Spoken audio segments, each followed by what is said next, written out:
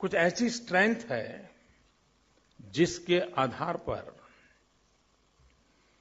हम दुनिया में तेज गति से आगे बढ़ने की स्पर्धा में नेतृत्व कर सकते हैं। हमारी सबसे बड़ी अमानत है we are a democratic country and world's largest democracy. दूसरी हमारी ताकत है demography. We are the youngest country in the world. और तीसरा है डिमांड। आज इतनी बड़ी डिमांड है, ये तीनों चीजें किसी एक देश के पास हो ऐसा आज दुनिया में एक भी देश नहीं है। डेमोग्राफी भी हो, डेमोक्रेसी भी हो और डिमांड भी हो। अगर ये तीन महत्वपूर्ण बातों अगर उसको हम एक हमारी ताकत समझे और उसको लेकर के हम अपनी रणनीति बनाएं, अपनी नीतियां बनाएं, तो हम बहुत कुछ देश की स्थिति को बदल सकते हैं। जब अटल जी की सरकार थी, 21वीं सदी का प्रारंभिक वर्ष था और 20वीं सदी का उत्तरार्ध था, जो ब्रिक्स कंसेप्ट आया, उस ब्रिक्स कंसेप्ट में डेवलप कंट्रीज के बाद बड़ी इकोनॉमी वाले देशों में हिंदुस्तान ने अपनी जगह बनाई। विकास की संभावना वाले देशों में ब्रिक्स में हिंदुस्तान ने अपनी जगह बनाई।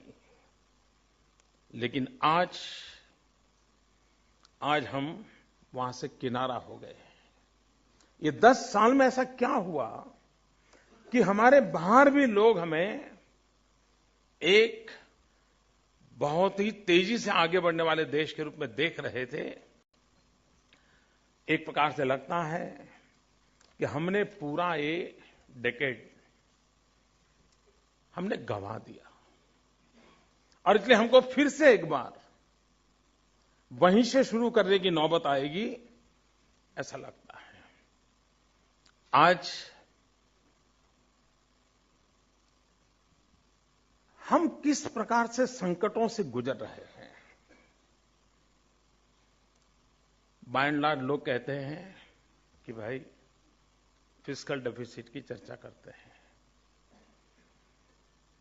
लेकिन मैं कहता हूं कि अगर हम जब डेफिसिट की ओर देखें तो कहां पर जाकर के हम रुकेंगे। It's not simply A fiscal deficit. Governance में डेफिसिट है,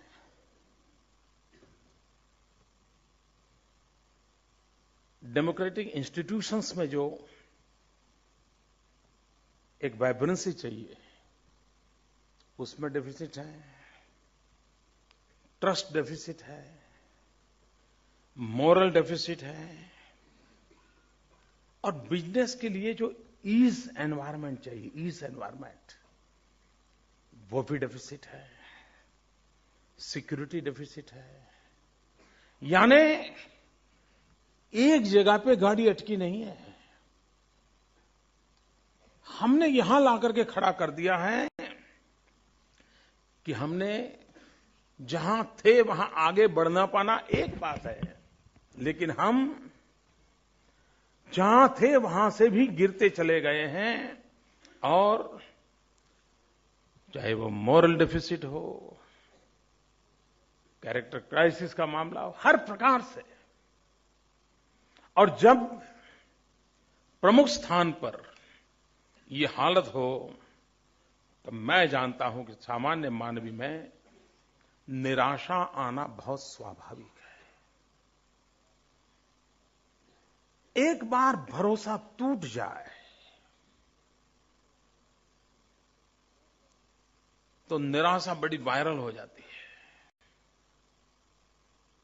आज भरोसा टूट चुका है। अगर एक बार हम भरोसा दे पाए, हां भाई चिंता मत करो, मैं बैठा हूं,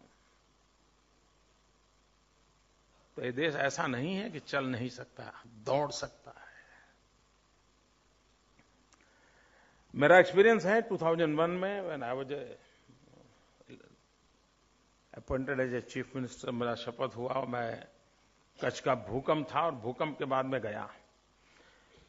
अर्थक्वेक के बाद एक ऐसी निराशा थी गुजरात में, लगता था बस मौत की चादर ओढ़ करके सोए, अब खड़े नहीं हो सकते, अब क्या होगा, कौन बचाएगा, ये मूड था।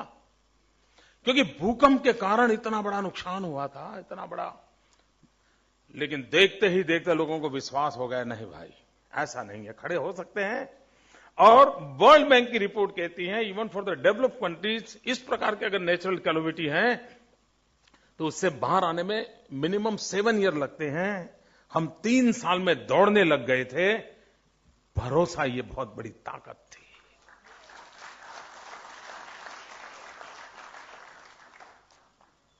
कोई मरना नहीं चाहता, सब खड़े होकर के दौड़ना चाहते हैं, लेकिन किसके भरोसे दौड़े। और इसलिए ये डेफिसिट एनवायरनमेंट में से अगर हम बाहर आते हैं देश को, तो हम एक भरोसा पैदा कर सकते हैं। भरोसा पैदा करें तो 125 करोड़ लोगों को लेकर के हम आगे बढ़ सकते हैं, हम चल सकते हैं, हम चीजों को बदल सकते हैं। और जब मैंने पहले प्रारंभ में कहा कि हमारी ऐसी स्ट्रेंथ है जिसके दुनिया का कोई कंट्री एक साथ क्लेम नहीं कर सकता है, डेमोक्रेसी हो, डिमांड हो, डेमोग्राफिक बेनिफिट हो, कमी क्या है? We don't have a direction, कहां जाना है। We don't have a dedication and we don't have a determination. अगर हमारे पास डायरेक्शन नहीं है, डिवोशन नहीं है, अगर हम डिटर्मिनेशन के साथ इसको करें, तो ये तीनों जो हमारे पहले वाले डी हैं, ये धरे के धरे रह जाते हैं। और आवश्यकता होती है डायरेक्शन हो, डिटर्मिनेशन हो और डेडिकेशन। लगता है जी ये कोई पार्ट टाइम एक्टिविटी थोड़ी है। गुजरात की मेरी सफलता के लिए लोग पूछते हैं तो मैं कभी कहता हूं कि मैं 24 आवर सीएम हूं और कोई काम ही नहीं है। एक ही काम है मेरे पास, करता रहता हूं। तो उसका मुझे काफी, एक सबसे बड़ी समस्या है हमारे पास, वो है गुड गवर्नेंस। मैं हमेशा कहता हूं कि bad governance is like a diabetes. कितना ही आदमी तंदुरुस्त लगता हो, लेकिन एक बार डायबिटीज हो गया तो हर बीमारियों को वो इनवाइट करता है और धीरे धीरे धीरे खोखला हो जाता है। ये बैड गवर्नेंस फिर हर प्रकार की बीमारियों को लाता है। और इसलिए कभी नीतियों से भी ज्यादा गवर्नेंस ताकत रखता है। और गुड गवर्नेंस है, इफेक्टिव गवर्नेंस है। आप देखिए चीजें कैसे बदलती है। I will give you the small simple example. Gujarat ने सबसे पहले सोलार पॉलिसी लाया देश में, और हम जब सोलार पॉलिसी लाए तो हमने 13 रुपया देंगे ऐसा कहा था।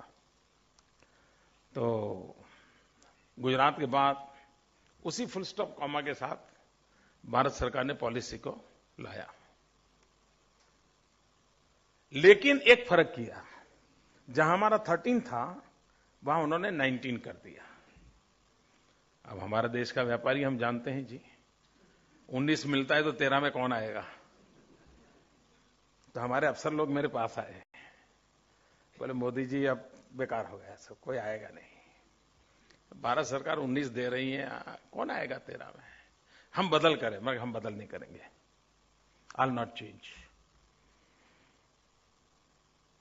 और मैंने रिस्क लिया। परिस्थिति ये बनी कि 19 में कोई नहीं गया, 13 में क्यों लग गई।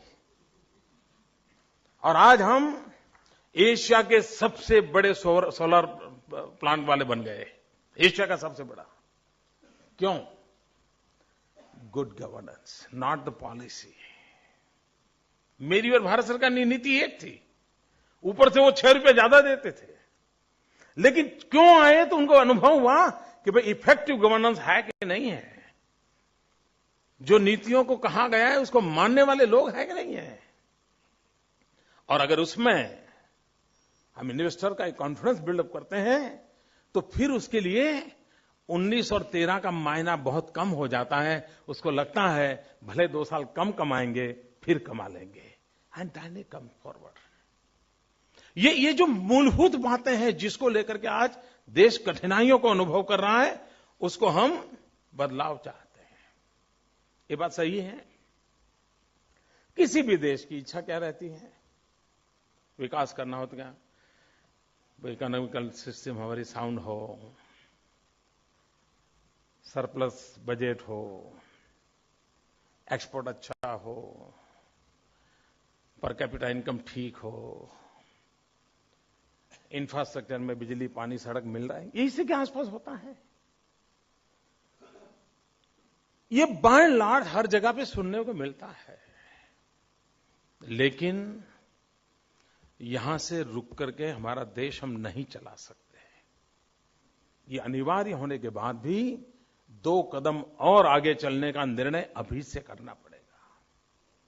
ये होने के बाद वो करेंगे, ऐसा नहीं होता था। We must have a holistic approach and cumulative चीजों को हमने व्यवस्था में, स्ट्रेटेजी में बांधना पड़ेगा। और इसलिए क्या हम नहीं चाहेंगे कि हमारे देश के नौजवानों को, हमारे देश के नागरिकों को स्वमान से जीने के लिए जिंदगी जीने का अवसर मिले? हम नहीं चाहते हैं कि हमारे देश का नौजवान सम्मान और गौरव के साथ रोजगार को प्राप्त करे और रोजगार करे। ये एनवायरनमेंट क्रिएट करना एक हमारी कॉमन रिस्पांसिबिलिटी है। क्या हम नहीं चाहेंगे कि क्वालिटी ऑफ लाइफ में चेंज आए? कितना बड़ा अंतर है। एक तरफ विपुलताएं हैं तो दूसरी तरफ मिनिमम चीजें उसको नहीं है। क्या हम इससे नीचे क्वालिटी ऑफ लाइफ में मेरे देश के किसी भी नागरिक को इससे नीचे जीने की स्थिति पैदा नहीं होने देंगे? ये हमारी योजना का हिस्सा होना चाहिए कि नहीं होना चाहिए? ये ड्रीम होना चाहिए कि नहीं होना चाहिए? हम तो पंडित दीनदयाल उपाध्याय जी के मार्गदर्शन से पले बड़े हैं। अंत्योदय, एब्सोल्यूट पॉवर्टी, भारत जैसे देश में ये स्थिति कैसे हो सकती है? अगर हमारी एक प्रायोरिटी हो तो प्रायोरिटी ये हो कि भाई जो आखिरी छोर पर बैठा है उस गरीबी को हम कैसे निर्मूल करें, हम एब्सोल्यूट पॉवर्टी से कैसे मुक्ति पाएं। और जब तक हम ये एक मिशन मोड में नहीं लेते हैं तब तक व्यवस्थाएं भी ठीक है, पहुंचा तो पहुंचा, मिला तो मिला, हुआ तो हुआ, ये चलता रहता है। मैं इस बात का आग्रही हूं कि हमारे यहां बहुत सी चीजों की मर्यादाएं हुई है। कहीं कहीं लगता है जैसे बंद गए हैं। आज के विश्व का जो मूड है, नई पीढ़ी का जो मूड है, उसको देखते हुए हमने भी फ्रीडम ऑफ चॉइस, इस एनवायरनमेंट को बल देना पड़ेगा। अगर फ्रीडम ऑफ चॉइस का एनवायरनमेंट हम क्रिएट नहीं करते हैं तो फिर वो मजबूरन कहीं अटक जाएगा। और फ्रीडम ऑफ चॉइस की तरफ हमारे यहां optimum utilisation of our natural resources, सर्वाधिक उपयोग कैसे हो हमारी संपत्ति का। अगर हम आज से 50 साल पर विपुलता दिखती होगी कोई, आज ऐसा नहीं है। नेचुरल रिसोर्सेज की मर्यादाओं को हमने समझना होगा, तो उसका ऑप्टिमम यूटिलाइजेशन, इसको हमने एक प्राइम रिस्पांसिबिलिटी के रूप में हमारी स्ट्रेटेजी का हिस्सा कैसे बना सकते हैं, उसको देगा। कभी कभी लगता है कि हमारे देश में सामान्य मानवी के प्रति क्योंकि देश अगर आगे बढ़ाना है तो ऊपर के 2-5 करोड़ लोग नहीं बढ़ा सकते हैं, नीचे के तबके के लोगों के बिना बढ़ता नहीं है। और उसके लिए डिग्निटी इज इश्यू।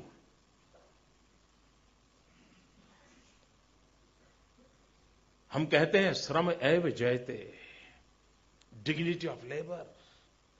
और अगर हम डिग्निटी पर बल देते हैं तो कैसा बदलाव आता है। I will give you 2 example. हमारे देश में आंगनवाड़ी एक व्यवस्था होती है। छोटे छोटे गरीब परिवार के बच्चे आंगनवाड़ी में आते हैं, खेलते हैं, और गांव की एक गरीब महिला होती है, ज्यादा पढ़ी लिखी नहीं होती है, वही उस आंगनवाड़ी को चलाती है। 1500-2000 रुपए में कहां गाड़ी चलती है।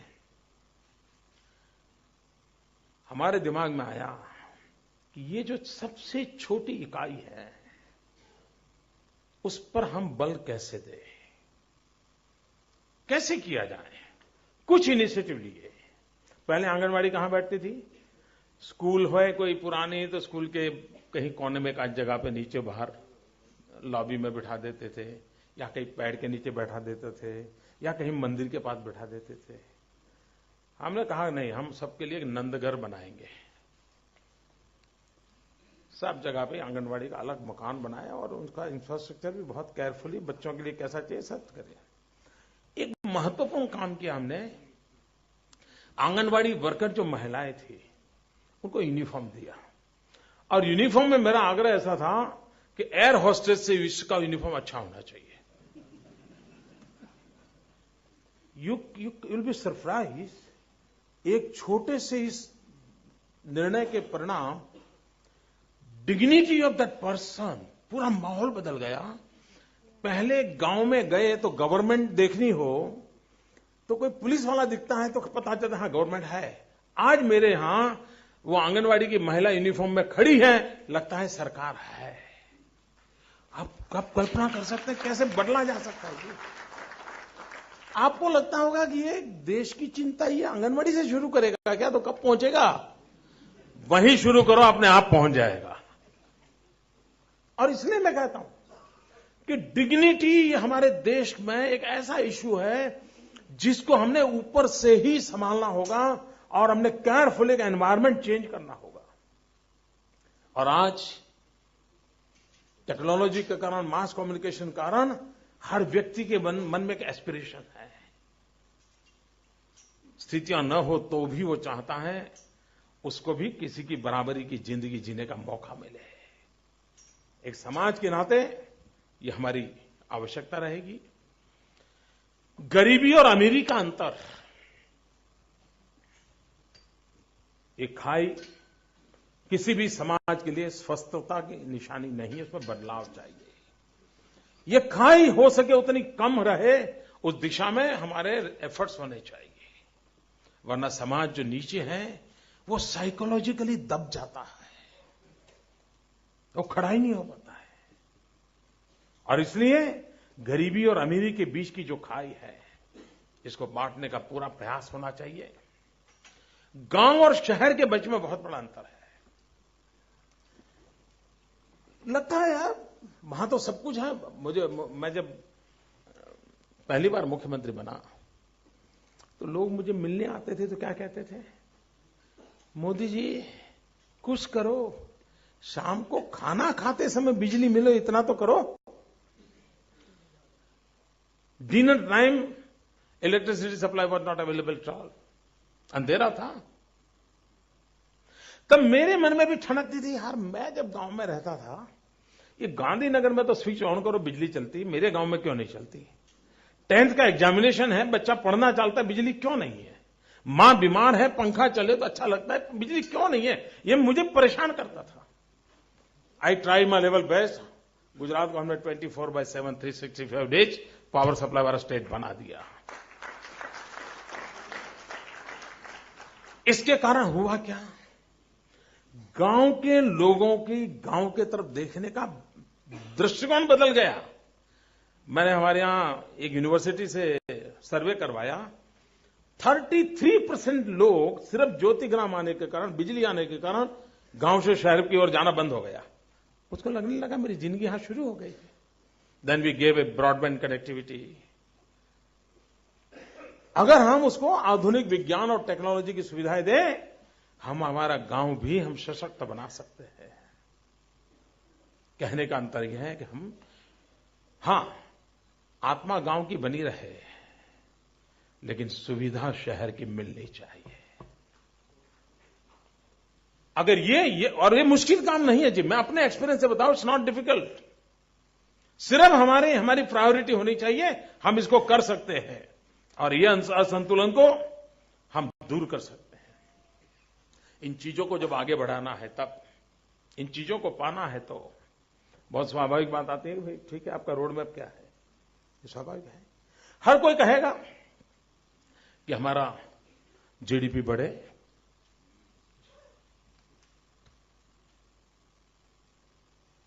अटल जी की सरकार जब गई तो 8.4 पे छोड़ के गई थी। ये जाएंगे तो 4.8 पे छोड़ के जाएंगे। तो हम लोगों को वहीं से शुरू करना होगा। तो कहते हैं कि भाई आपको तो अटल जी का विरासत संभालनी है, तो फिर वैसे ही होना करना है। खैर, ये कोई बहुत बड़ी कठिन बात है ऐसा मुझे नहीं लगता है। मैं इस एक बात को मेरे एक्सपीरियंस से शेयर करना चाहता हूं। Gujarat was never agriculture state.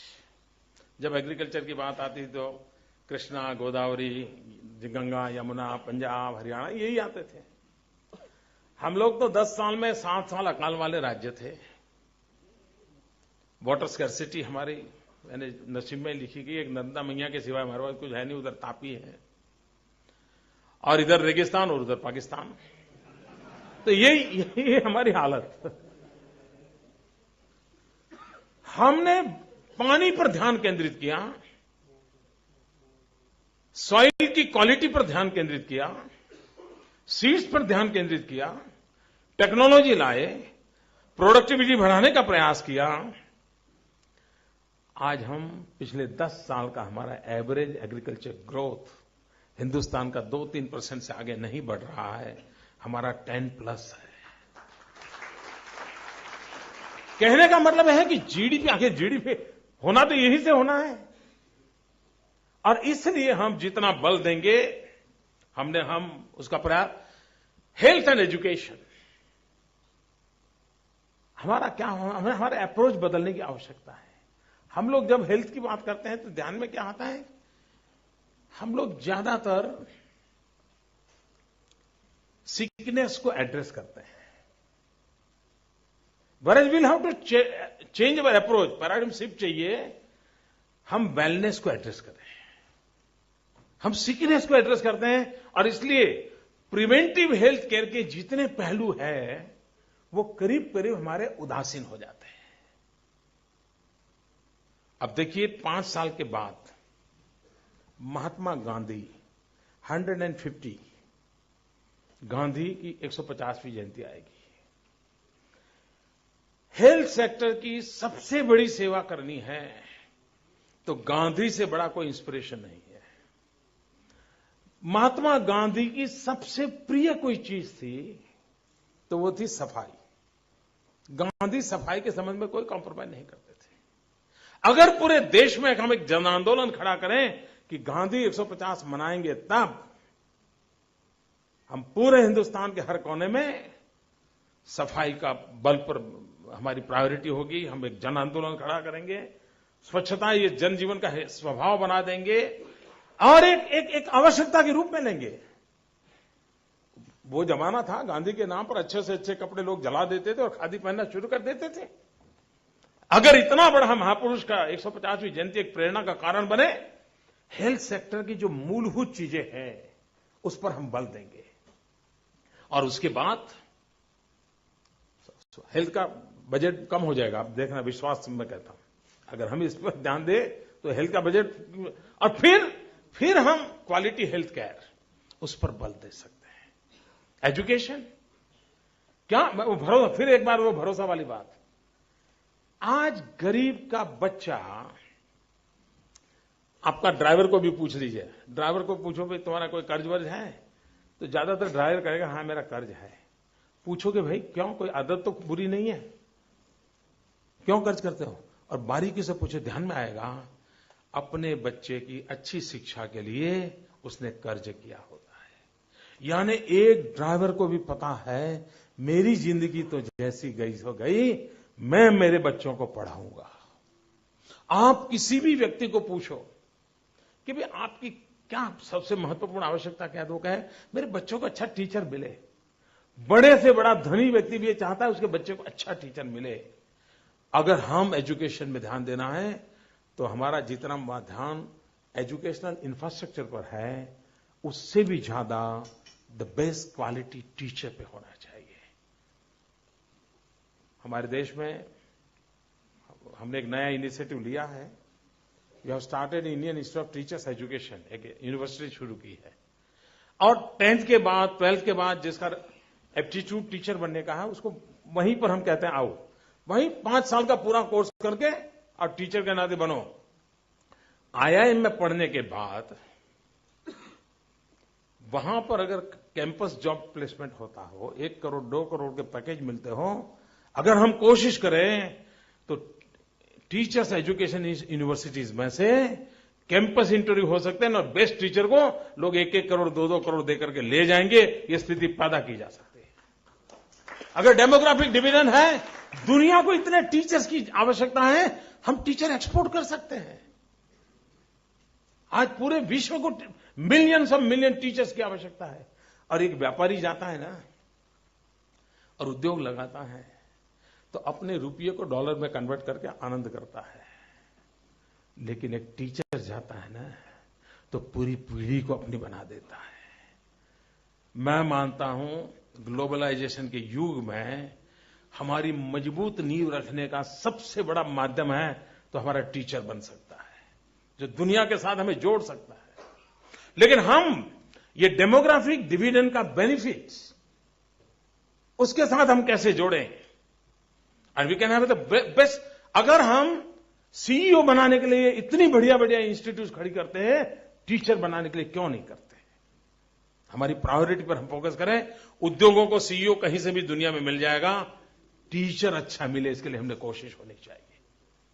यानी पैराडिम शिफ्ट की जो बात करते हैं ना, ये बदलाव की आवश्यकता होती है, तब जाता है। हम चाहे या न चाहे टेक्नोलॉजी हमारे जीवन का हिस्सा बन चुका है। पिछली शताब्दी ज्यादातर उसका इंपैक्ट रहा आईटी का। आने वाले युग में बीटी एंड ईटी डोमिनेट करने वाला है। आईटी का युग रहने वाला है। IT will be a catalytic agent, हर चीज में वो एक काम करेगा। लेकिन BT biotechnology and ET environment technology, सब चीजें एनवायरमेंट टेक्नोलॉजी से जुड़ने वाली है। पचौरी जी हमारे बैठे हैं, हर चीज उसके साथ जुड़ने वाली है। और इसलिए टेक्नोलॉजी अपग्रेडेशन, इस पर हम लोग कितना आग्रह से और जो हमारी रुचि प्रकृति प्रवृत्ति के अनुकूल हो, उस टेक्नोलॉजी को हमें इवॉल्व करना होगा। वो अगर हम करते हैं तो हम बहुत बड़ी मात्रा में काम कर सकते हैं। दूसरी विषय है, मेरा मूलतः एक सिद्धांत ये है कि अगर हमारे इकोनॉमी को हमने आगे बढ़ाना है तो एक पिलर पे हमारी दुनिया नहीं चल सकती है। We must have 3 pillars. एक मैन्युफैक्चरिंग सेक्टर, दूसरा एग्रीकल्चर सेक्टर एंड तीसरा सर्विस सेक्टर। 1/3 ये तीनों को अगर हम बेस बना करके हम इकोनॉमी को आगे बढ़ाएं तो कभी एक आध में रुकावट आ जाए तो भी हमारी इकोनॉमी को बहुत बड़ी जो एकदम से कभी कभी गिरावट आ जाती है, ऐसी गिरावट नहीं आएगी। और तीनों के प्रयासों से हम बहुत आगे बढ़ सकते। मैन्युफैक्चरिंग सेक्टर के अंदर टेक्नोलॉजी का भी महत्व है, उतना ही ह्यूमन रिसोर्स का भी महत्व है। रॉ मटेरियल का जितना महत्व है इतना ही पीसफुल लेबर का महत्व है। और इसलिए हम मैन्युफैक्चरिंग सेक्टर को भी कभी कभी हमारे यहां पता नहीं पिछले कुछ सालों से एक ऐसी मानसिकता बनी है और चारों तरफ तूफान खड़ा हुआ है, जैसे इन्वेस्टमेंट की बात करो जाने कोई पाप कर रहे हो, कोई गुनाह कर रहे हो। और ऐसी एक साइकी बन गई है कि इन्वेस्टमेंट मीन्स इंडस्ट्री। ऐसा नहीं है। हिंदुस्तान को इतने क्षेत्रों में इन्वेस्टमेंट की आवश्यकता है और हम जब तक इन्वेस्टमेंट के दायरे को फोकस हमारा ये इंडस्ट्री होने के कारण ही जरा देश में लगता है यार कुछ ही लोग मुट्ठी भर लोग लेंगे। अरे एग्रीकल्चर में भी बहुत बड़े इन्वेस्टमेंट की आवश्यकता है। क्या हमने कभी एग्रीकल्चर इंफ्रास्ट्रक्चर को बल दिया? कितना बड़ा इन्वेस्टमेंट होगा। मेरे यहां मैंने कैनाल के ऊपर सोलर पैनल लगाई है। अब ये इन्वेस्टमेंट नहीं होता तो कहां से होता। और सोलर को मैंने कैनाल के ऊपर डाला, उसका कितना फायदा हुआ। 1 किलोमीटर कैनाल के ऊपर सोलर पैनल लगाने के कारण 1 मेगावाट बिजली हमारी उत्पादन हो रही है और हर वर्ष 1 करोड़ लीटर पानी इवेपोरेट होने से बच रहा है, क्योंकि उस पर ढक्कन आ गया कैनाल के ऊपर। दूसरा, जमीन बच गई तो मेरी जमीन की कॉस्ट कम हो गई। तीसरा, वो नजदीक में ही गांव के पास से कैनाल गुजरती है तो ट्रांसमिशन लॉस कम हो गया।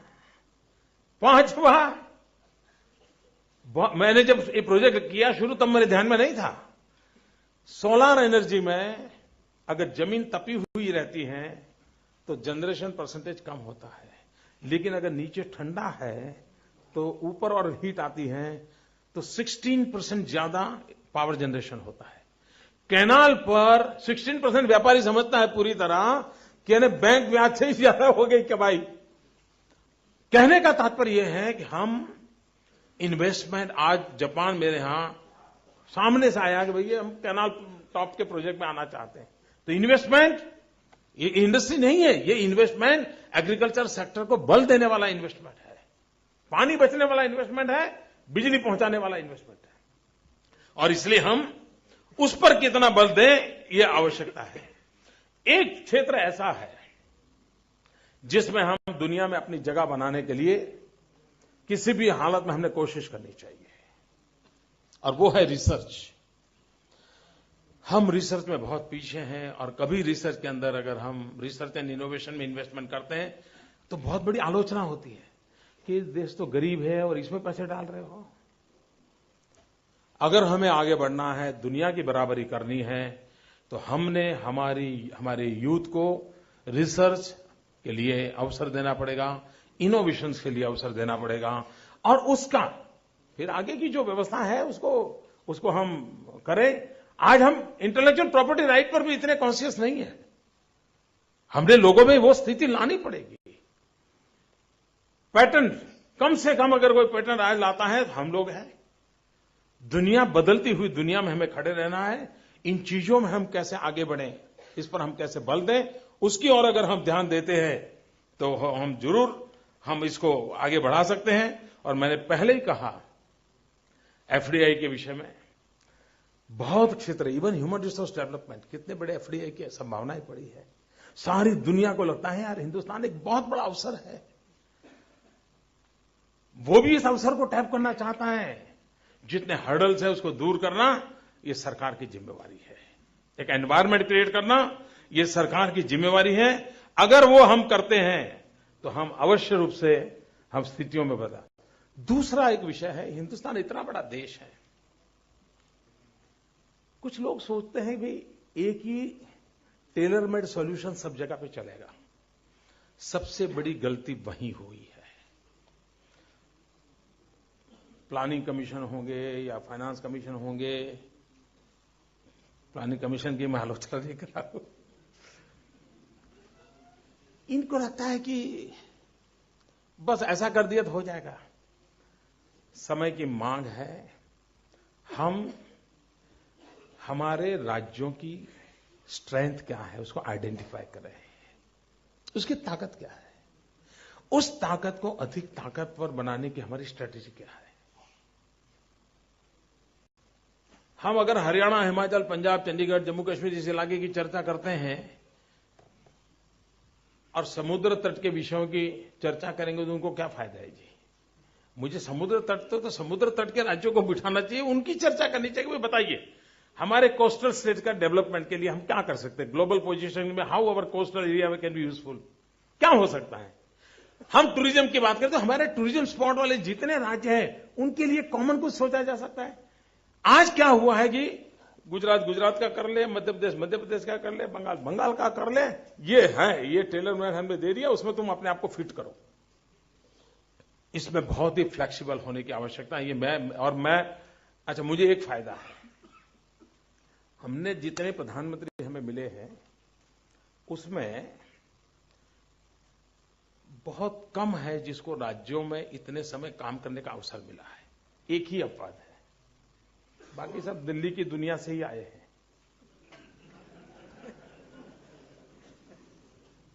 और इसलिए उनको राज्यों की मुसीबत का पता बहुत कम है।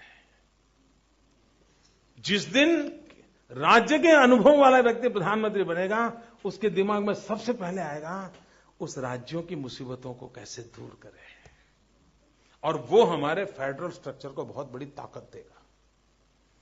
क्योंकि उसको समझ आती है कि राज्य खूब सचमुच में आगे बढ़ने की बहुत ताकत रखता है। पहले दुनिया के देश इन्वेस्टमेंट की जब बात करते थे तो दिल्ली सरकार से करते थे। विदेशों के सभी देश के प्रतिनिधि आते थे तो दिल्ली सरकार के भिन्न भिन्न डिपार्टमेंट में चक्कर काटते थे। आज स्थिति ऐसी नहीं है। आज विदेशों से कोई भी कंपनी आना चाहती है तो अपनी एम्बेसी से एडवाइस लेकर के वो सीधे स्टेट में ही लैंड करते हैं। स्टेट, क्योंकि उनको मालूम है भाई फंक्शनरी अथॉरिटी तो यही है, मैं दिल्ली में क्यों समय बर्बाद कर रहा हूं, उसको समझ आ गया है। आज मेरे यहां गुजरात का मैं अनुभव बताऊं, कोई वीक ऐसा नहीं होगा जहां मेरे यहां जापान का डेलीगेशन ना आता हो। उसको दिल्ली जाना नहीं पड़ता है, सीधा सीधा उसको पता है भाई यहां पर हो जाएगा सब। कहने का तात्पर्य है कि हमारे राज्यों की जो ताकत है उसको हम स्वीकार करें, उसका मैपिंग करें, किसकी कितनी क्षमता है, किसकी क्या रिक्वायरमेंट है, और उसकी ताकत के साथ दिल्ली की ताकत जुड़ जाए। देखते ही देखते दुनिया बदल जाएगी, मेरा विश्वास है दोस्तों। और इसको हम कर सकते हैं और उसको हमने करना चाहिए। फेडरल स्ट्रक्चर को जितना ज्यादा मजबूत करेंगे और लेटर एंड स्पिरिट में मजबूत करना चाहिए। मेरा तो कभी कभी ये लगता क्या है, हमारे देश में माहौल ये बन गया कि ये दिल्ली की सरकार है, ये राज्य की सरकार है। हकीकत तो ये होनी चाहिए कि दिल्ली सरकार के प्रधानमंत्री की जो कैबिनेट है उसको हमने फुल फ्लेज टीम के रूप में सोचना नहीं चाहिए। Prime minister and all the chief minister वो एक टीम है जिसको देश चलाना है। ये पैराडाइम शिफ्ट है। प्रधानमंत्री और उसके cabinet minister it's not a complete team. Complete team तो तब बनेगी prime minister and all the chief ministers, they will go together, they will bring the change. और इसलिए उस भूमिका से अगर हम काम करते हैं तो मुझे विश्वास है भाइयों बहनों कि हम इस चीज में बदल सकते हैं। दूसरी एक जो सबसे बड़ा काम है जो सरलता से किया जा सकता है और वो है हार्मनी। हमारे सारे कामों में एक टकराव का माहौल बना दिया है राजनीतिक कारणों से। ये टकराव का माहौल हो सकते हैं हर एक इंटरेस्ट हो, लेकिन हार्मनी का एलिमेंट भी तो होना चाहिए। और ये हार्मनी नहीं होने के कारण क्या होता है, एक राज्य बिजली का कारखाना लगा देगा और कोयला वाला कोयला मना करेगा, और जो गौर महाराज दिल्ली में बैठे होंगे वो कहे कि शुभ मुहूर्त नहीं आया है, तो कोयले के ठिकाने पर बिजली का कारखाना भिजा देगा और देश अंधेरे में। ये कोई बहुत बड़ा रॉकेट साइंस नहीं चाहिए, बहुत छोटी छोटी चीजें हैं, सिर्फ कोई करने वाला चाहिए। कोई अगर करने वाला हो तो इस चीजों को हम कर सकते हैं, इसको हम बदलाव ला सकते हैं। ये मेरा विषय। अब जैसे ये करंट अकाउंट डेफिसिट की बड़ी चर्चा होती है, मुझे उतना तो अध्ययन नहीं है कि हमारी एक्सटर्नल अफेयर्स मिनिस्ट्री के कारोबार कैसे चलता है, क्या करते हैं। लेकिन इतनी मुझे समझ है कि ज्यादातर हमारे विदेशों में जो मिशंस है, किसी जमाने में क्या रहता था, वहां की इंफॉर्मेशन गैदर करना या इंफॉर्मेशन देना, वहां की पॉलिटिकल एनालिसिस करना, सिक्योरिटी व्यू पॉइंट्स एनालिसिस करना, उनके दोस्त कौन है, नए दोस्त कौन बने, करीब इसी के आसपास सारी गाड़ी चलती थी। और ऐसे ठेले भर भर करके डाक आती थी और यहां डिपार्टमेंट ब्यूरो डाक खुलता था, देखता था, यही चलता। ये किसी जमाने में जरूरी होगा, लेकिन आज मैं मानता हूं ट्रेड एंड कॉमर्स ये प्राइम एजेंडा बन चुका है।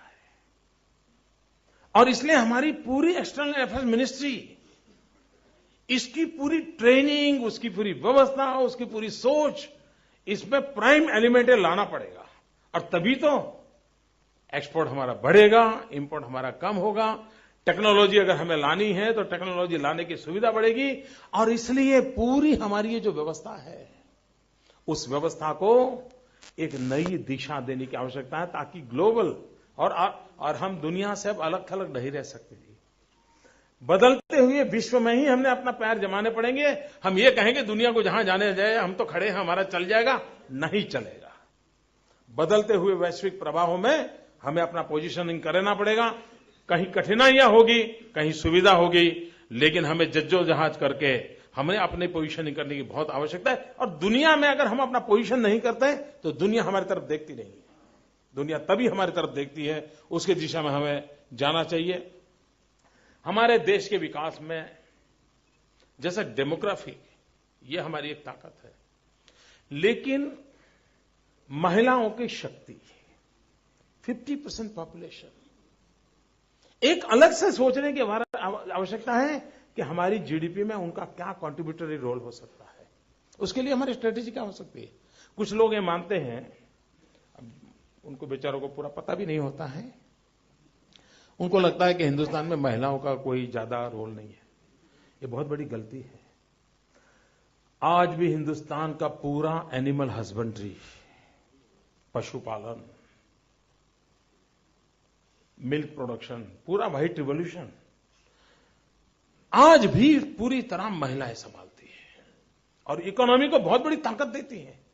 बहुत सारे क्षेत्र हैं कि जिसमें महिलाएं एग्रीकल्चर में भी बहुत बड़ा कंट्रीब्यूशन करते हैं।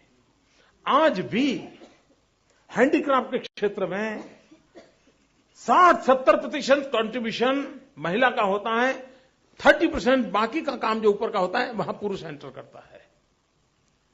लेकिन जिनको इस ताकत का पता नहीं है, वो योजनाएं कैसे बनाएंगे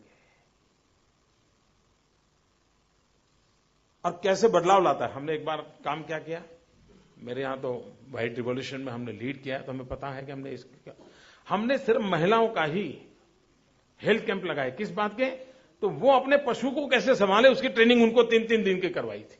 इतना उसके कारण परिणाम आया, इतना बड़ा बदलाव आया। वही महिलाएं जो कल तक जिस प्रकार से अपने पशु को ट्रीट करती थी, उसने बदलाव किया, उसने नई टेक्नोलॉजी को स्वीकार किया और उसका परिणाम उसको मिलने लगा। ऐसे सिर्फ यही नहीं, आज एजुकेशन, हमारा हिंदुस्तान का प्राइमरी एजुकेशन करीब महिलाओं के हाथ में है। हेल्थ सेक्टर में बेसिकली नर्सिंग करीब महिलाओं के हाथ में है। ये बहुत बड़ी ताकत है। वही ताकत अगर उसको अवसर दिया जाए तो मैन्युफैक्चरिंग सेक्टर हो, सर्विस सेक्टर हो, इसको एक बहुत बड़ी ताकत के लीड कर सकते हैं। और हिंदुस्तान की जीडीपी में 50% पॉपुलेशन हमारी माताएं बहनें हैं, उनकी शक्ति हमें काम आ सकती है और उस दिशा में हम जितना काम करेंगे हमें लाभ होगा।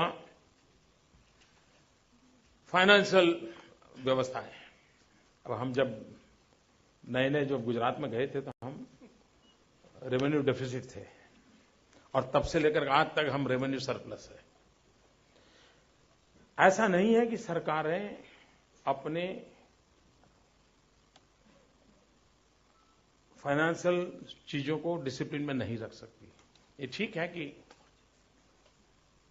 हमारे वित्त मंत्री ने ऐसा कहा था कि मोदी का इन विषयों का ज्ञान सिर्फ पोस्टल स्टैम्प के पीछे लिख सको इतना ही है, ऐसा उन्होंने कहा था। मेरा जो ज्ञान है ना, इसको लिखने के लिए पोस्टल स्टैम्प जितने स्पेस की भी जरूरत नहीं है, इतना कम मेरा ज्ञान है। और मेरा पूरा ज्ञान एक ही शब्द में समाहित है, और वो है ट्रस्टी। महात्मा गांधी ने ट्रस्टीशिप का सिद्धांत किया था। शासन में बैठा हुआ व्यक्ति ट्रस्टी होता है, देश की संपत्ति का ट्रस्टी होता है, मालिक नहीं होता है। यही एक सिद्धांत ट्रस्टी देश की इकोनॉमी को बदल सकता है, और इसलिए मुझे मेरा इतना ज्ञान मेरे लिए काफी है।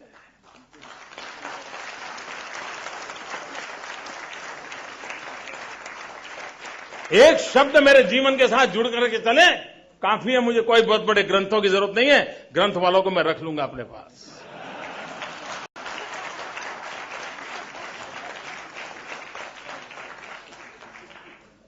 ये चीजें जो है ना, इसके लिए एक अलग प्रकार की सोच लगती है। लेकिन खैर, वो मैं इस बात का हूं कि हमारे जो कभी कभी लगता है हमारे देश में एक और मुसीबत हुई है। जैसे हेल्थ सेक्टर में हर नई बीमारी के लिए नया टेस्ट करवाते हैं। अच्छा, ये दिखता है आंख ऐसी हुई, ऐसा करो, वहां से ये टेस्ट करवा के ले आओ। वैसे हमारे देश में कोई बीमारी है तो नया कानून बनाते हैं, हर बीमारी के लिए हर नया कानून। कभी कभी मुझे लगता है कि हमारे देश में सरकार अपने मैनिफेस्टो में घोषित करना चाहिए, पॉलिटिकल पार्टियों ने, कि मैं इस हफ्ते कितने कानून खत्म करूंगा। सचमुच में देश में कानून बनाने के बजाय कानून खत्म करने की आवश्यकता है। इतने कानूनों का जंगल खड़ा हो गया है जी दुनिया में। I forgot somewhere, I read, मैं कहीं दुनिया के किसी एक देश ने नियम बनाया था कि एक नया कानून अगर पास करते हैं तो 10 कानून को एबॉलिश करने पड़ते, तब जाकर एक कानून ला सकते हैं। ऐसा कुछ तो भी बनाया था। इसके कारण पुराने कानूनों से मुक्ति मिलती है। हमारे देश में एक डायनेमिक अवस्था बहुत आवश्यक है। आज कम से कम हम कभी कभी, मेरे यहां एक कानून था, कानून ऐसा था कि हर दिन पुलिस एक हिसाब देती थी कि आज कोई बलून नहीं आया था और कोई पर्चे नहीं फेंके गए थे। ये पुलिस रिपोर्ट करती थी। मैंने पूछा ये क्या है? तो बोले सेकंड वर्ल्ड वॉर से चल रहा है।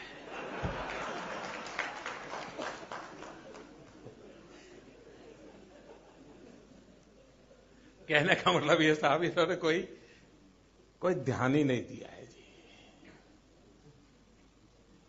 बहुत छोटी छोटी चीजें हैं। और जो मेरा अनुभव है उससे मैं कहता हूं कि हम,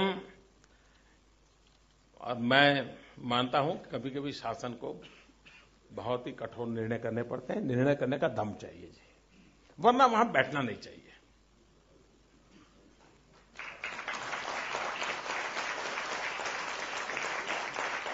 हां, निर्णय देश हित में होने चाहिए, देश हित में होने चाहिए, राजनीतिक लाभ गैर लाभ के आधार पर नहीं होने चाहिए, व्यक्तिगत नफा नुकसान के आधार पर नहीं होने चाहिए, लेकिन होने तो चाहिए। मैं तो कभी देखता हूं एक म्युनिसिपैलिटी का प्रमुख जितने डिसीजन लेता है इतना हमारे देश की सरकार नहीं लेती है। ये इम्बैलेंस हो गया है, और इसलिए हमें इस स्थितियों से बाहर आना पड़ेगा। और अगर ये हम करते हैं तो हमारी आर्थिक स्थितियों पर लोगों का विश्वास बढ़ेगा, भविष्य के निर्माण की ओर एक नई नीतियों के साथ, एक नई आशा के साथ हम चल सकते हैं। हमें जो अपॉर्चुनिटीज मिली हैं उसका हम मैक्सिमम उपयोग कर सकते हैं, और सबको साथ लेकर। देखिए, विकास किसी कोने में नहीं चल सकता है। मान लीजिए किसी ने साइकिल की ट्यूब में कोई हवा भरता है और मीटर देखता है, तो मीटर ठीक बताते हैं, हाँ भाई ये 20 पॉइंट हवा जानी चाहिए, साइकिल की ट्यूब में गई। लेकिन मान लीजिए कि पूरी ट्यूब में हवा फैली नहीं और एक कोने में फुग्गा हो गया, तो साइकिल चलेगी क्या? नहीं चलेगी। अगर उसको 20 पॉइंट एयर भरनी है साइकिल के ट्यूब में, तो पूरी ट्यूब में जानी चाहिए, एक कोने में। विकास भी अगर किसी एक जगह पे अटक जाता है, एक जगह पे ही फुग्गा हो जाता है, माल मलीदा हो जाता है, तो गाड़ी चलने वाली नहीं है। वो सर्वदूर होना चाहिए, सार्वदेशिक होना चाहिए, सर्वस्पर्शी होना चाहिए, तब जाकर के वो डेवलपमेंट इंक्लूसिव बनता है। और इसलिए उस पर हमने बल देना चाहिए। हम जब विकास की बात करते हैं तो इस जनरेशन के लिए न सोचे। युग बदल चुका है, हम हमारी फ्यूचर जनरेशन के लिए क्या छोड़ के जाएंगे, इसमें कोई कॉम्प्रोमाइज नहीं करना चाहिए। हमने उस लोभ में पड़ने की जरूरत नहीं है कि ये नहीं होगा क्या होगा। हमारे आने वाली पीढ़ी को शुद्ध हवा मिले, शुद्ध जिंदगी मिले। पचौरी जी ने कदाच विस्तार से बताया होगा आपको। ये हमारी हर पीढ़ी की रिस्पांसिबिलिटी होनी चाहिए कि आगे की पीढ़ी के लिए कुछ छोड़ के जाए। महात्मा गांधी साबरमती आश्रम में रहते थे। उस समय साबरमती भरी हुई रहती थी, साबरमती में पानी रहता था। लेकिन अगर गांधी जी को कोई पानी दे और ज्यादा दे तो उसको डांटते थे। वो कहते थे, देखो भाई आधा गिलास लाओ, मुझे ज्यादा चाहिए तो मैं मांगूंगा, पानी नुकसान मत करो। नदी बह रही है, नदी के किनारे बैठे हैं, लेकिन वो उस युग में, I am talking about 1930s, उसके पहले की बात कर रहा हूं। ये अवेयरनेस, उस परंपरा को हमने, हमारे जो भी डेवलपमेंट होंगे, हमारी भावी पीढ़ी की सुरक्षा की गारंटी इसमें अंतर्निहित होनी चाहिए, और उसको अगर हम चलाते हैं तो होगा। दूसरा विषय है, मैं इस मत का हूं कि डेवलपमेंट दुर्भाग्य से वो सरकार का कार्यक्रम बन गया है। ये स्ट्रेटेजिकली बहुत बड़ी मिस्टेक है।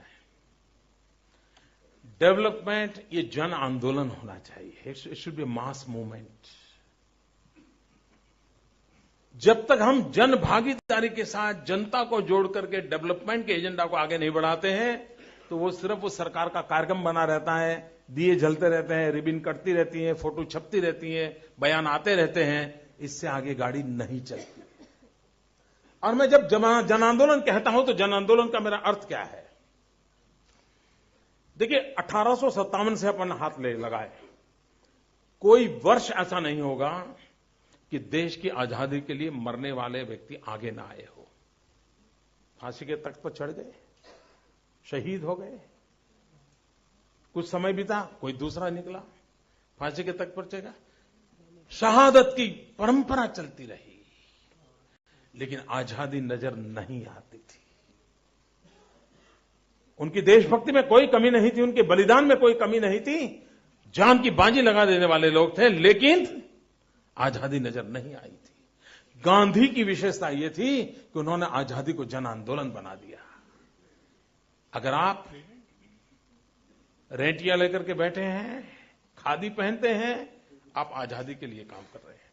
आप किसी को निरक्षर को पढ़ा रहे हैं, आप आजादी के लिए काम कर रहे हैं। आप नेचुरोपैथी में किसी रक्तपितिया की दवाई कर रहे हो, आप यानी उन्होंने हर काम को आजादी से लिंकअप कर दिया था। हर काम को उन्होंने विश्वास, तुम एक गीत भी गाते हो देशभक्ति का, तुम आजादी के लिए कर रहे हो। जन आंदोलन में बदल दिया था, और उसको मिट करना अंग्रेजों को कभी समझ ही नहीं आया। ये गांधी की विशेषता थी। गांधी के पहले देश के लिए मरने वालों की कमी नहीं थी, बहुत लोगों ने देश के लिए जान दी है, लेकिन गांधी ने इसको जन आंदोलन में परिवर्तित कर दिया। विकास को भी जन आंदोलन में परिवर्तित करना पड़ेगा। हर व्यक्ति को लगना चाहिए कि मैं जो कर रहा हूं मेरे देश के विकास के लिए कर रहा हूं। मैं बस का ड्राइवर हूं, मेरे देश के विकास के लिए कर रहा हूं। मैं पेट्रोल ज्यादा नहीं जलाऊंगा, मेरे देश के लिए मुझे ये करना होगा, मैं इतनी स्पीड मेंटेन करूंगा हर चीज में। और ये माहौल हम क्रिएट कर सकते हैं। डेवलपमेंट को एक जन आंदोलन बना करके अगर हम चलते हैं तो हम अवश्य रूप से आगे बढ़ सकते हैं। आखिर में कुछ वाक्य बोल करके मैं अपनी बात समाप्त करूंगा। We must therefore build an agenda for speedy yet sustainable economic growth. That is inclusive of all, respectful of individuals, responsive to innovations, and responsible towards the future generations.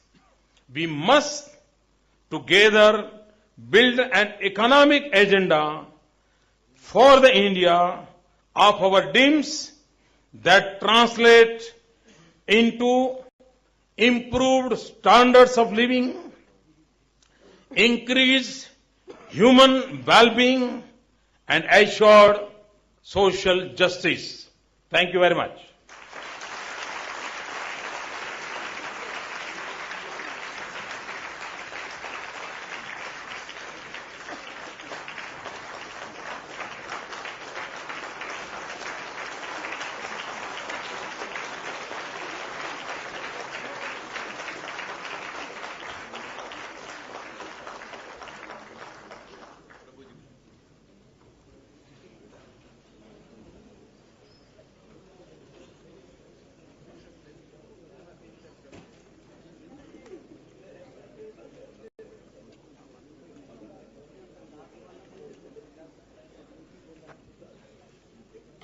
So, Mr. Narendra Modi ji,